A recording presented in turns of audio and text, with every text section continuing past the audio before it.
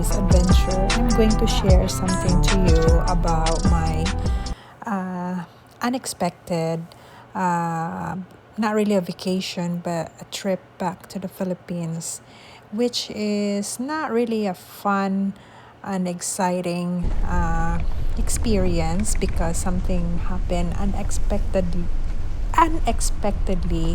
with one of my family members. But I would like to share to you only the happy moments that I experienced when I was in the Philippines. So, umuwi po tayo ng probinsya at of course, since ayaw naman nating mag-focus sa mga malungkot at masamang experiences, yung mga pamangkin ko at saka kapatid decided that we're going to visit one of the scenic place or like a tourist spot somewhere in Sultan Kudarat. And nag-hike po kami ng 7 miles to visit the La Palmera Ridge.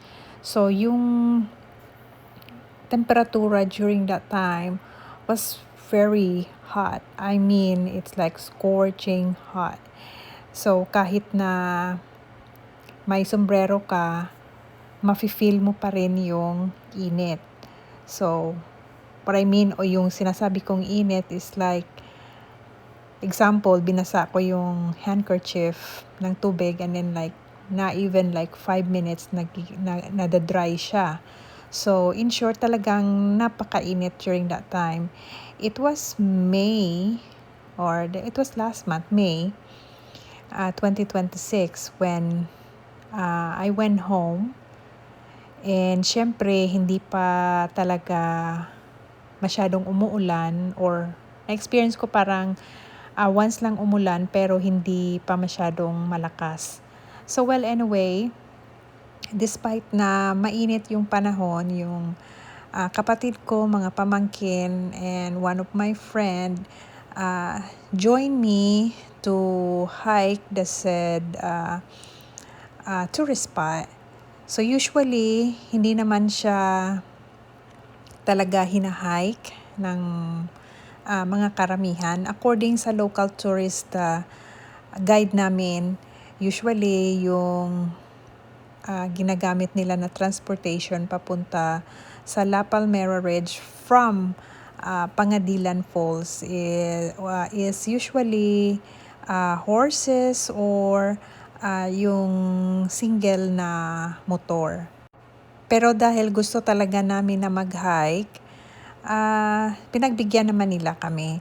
So, they were able to keep up with our pace. Pero syempre itong mga pamangkin ko, sumakay na yan sila ng motorbike kasi nung paglingon ko parang namumutla na sa... So nag-umpisa kami mag-hike from Pangadilan Falls, mga 7:30 siguro yun. And then dumating kami doon sa La Palmera Ridge, mga 10:30. So ayan, yun nga, dumating na kami doon sa parang pinaka-entrance nila. So kung pwede kang mag-drive actually all the way here, pero kami nag-hike lang nga kami. So mababait naman yung mga locals, and they are very accommodating to us. And they are very, very nice and friendly people. And talagang na-enjoy namin yung pag-visit sa lugar na ito. So few years back, itong area na ito, hindi talaga siya masyadong napupuntahan ng mga turista at saka ng mga karatig probinsya dahil hindi pa masyadong develop yung area, or in other words, wala pa silang maayos na daanan. So sa ngayon, meron na po, and we were able to reach this place with our car. So well, anyway guys, yung drone namin hindi na masyadong gumagana sa panahon na to kasi sa sobrang init. So well, anyway, yung drone na lang mismo yung nagko-control sa sarili niya kasi ayaw naman sumunod sa command ko. But still, we were able to capture the Grand La Palmera Ridge. So, kung mapunta po kayo doon sa Sultan Kudarat, isa ito sa pwede po nating puntahan at hindi po tayo magsisisi kasi napaka worth it po ng view. So well anyway guys, after namin magbisita dito sa The Grand La Palmera Ridge, pumunta na kami or bumalik kami dito sa Pangadilan Falls para maligo at of course magpalamig dahil sa sobrang init ng nag-hike up. So hanggang dito na lang guys. Thank you for watching. See ya!